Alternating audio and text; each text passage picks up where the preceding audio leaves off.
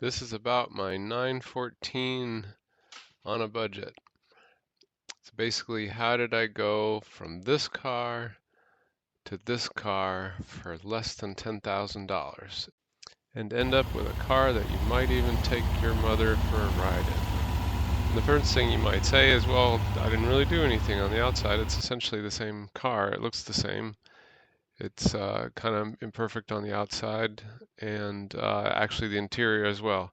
And that's really the short version of this is that's where you can spend a lot of money and still not have a drivable car. Like new wheels, new paint job will not make the car drivable. So first was getting the car home.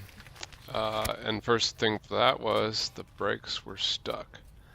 The previous owner had said that they quit driving it because the brakes were kind of funny and the accelerator pedal stuck.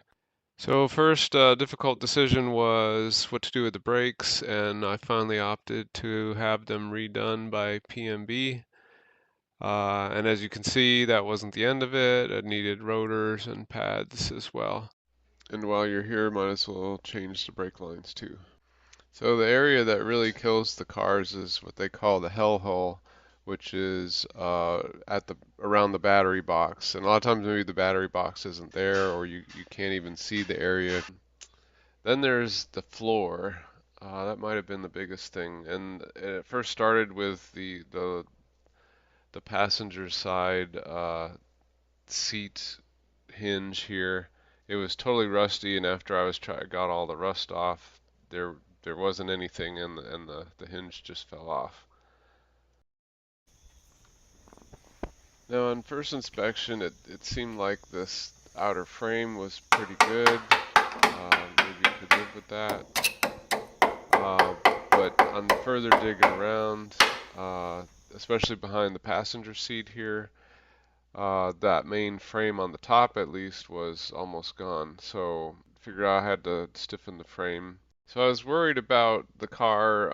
The doors have to shut straight. So I was trying to keep this all straight on these beams and with a door brace, and then started cutting away the fender and to dig into this inner side here. So then finally, it's a turning point here where I stopped making it worse and started making it better with some new parts and some welding. I was proud to have gotten this piece in, or not in, but made. So you can see it's not straight either way, but it basically fits there. And I had to temporarily put this in order to see more or less how the shape goes. So, and all the time I'm welding, I'm constantly paranoid about these doors being straight. So this area specifically, I cut and redid it at least twice, trying to keep that door straight. A lot of places you weld just one sheet over another sheet, and then you kind of worry about, well, how do you rust proof those areas? And that's where this copper stuff comes in. We call it a weld through primer. So it treats the areas between the sheets where it gets welded. So this is a once over of all the panels, 3 pairs before the floor. And I didn't make it all clean, except for where you can see it. The rest of it's kind of sloppy, big welds. So to do the floor, I wanted to get it up on a rotisserie. So then this problem, well, how do you get the car up there? So after thinking about a lot of stuff, all I really could do was jack it up little by little on these blocks. And it was all very precarious and scary.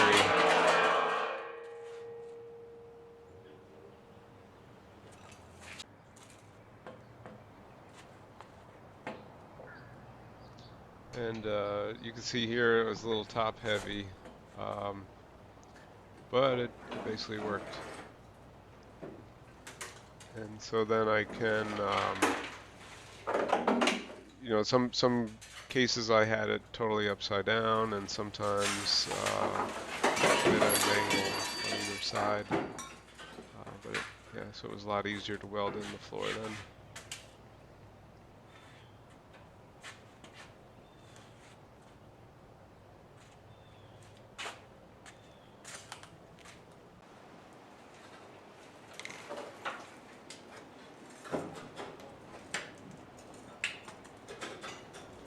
So it took a while to get the floor out, and then I noticed these lines here, probably the root cause of the previous owner saying the accelerator pedal stuck.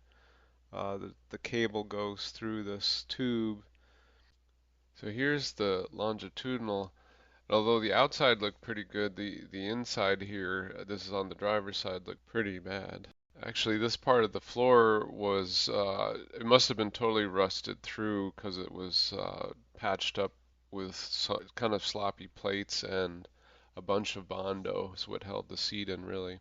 So to make this piece, I actually had the metal shop make this long round bend. I couldn't figure out how I could do that.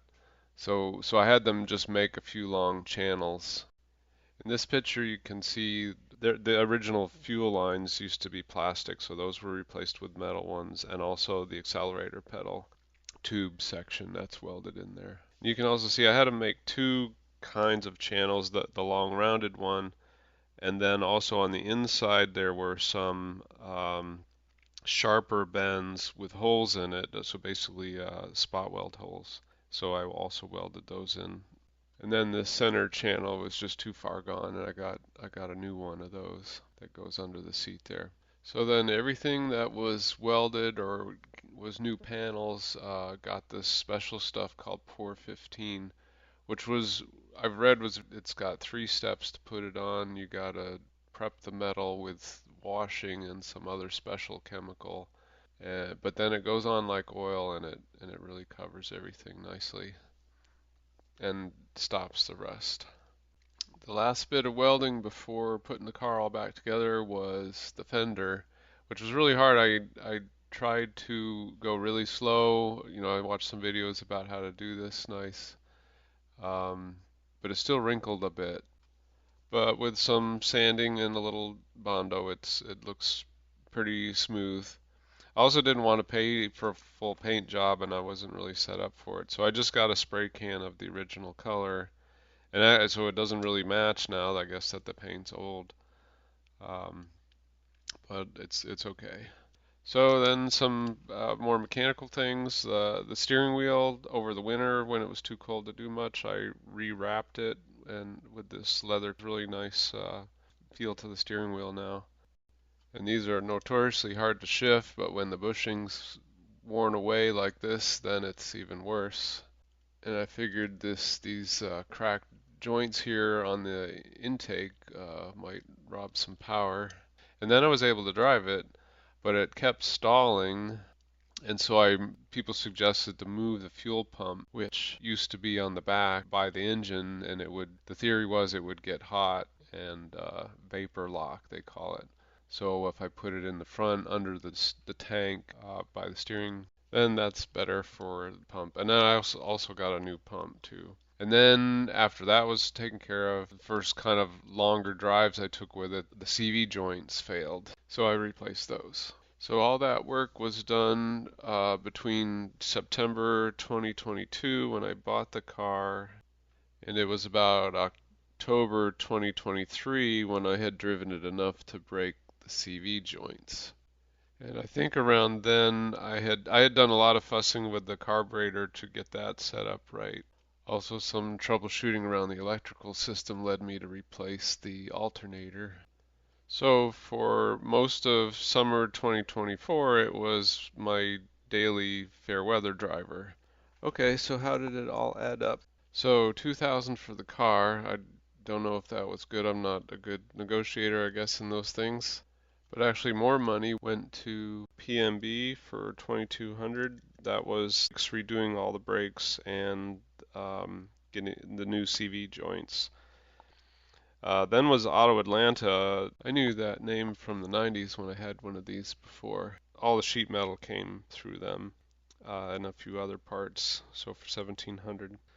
Then there was, of course, other stuff besides that, and then that, so the whole total was 7100.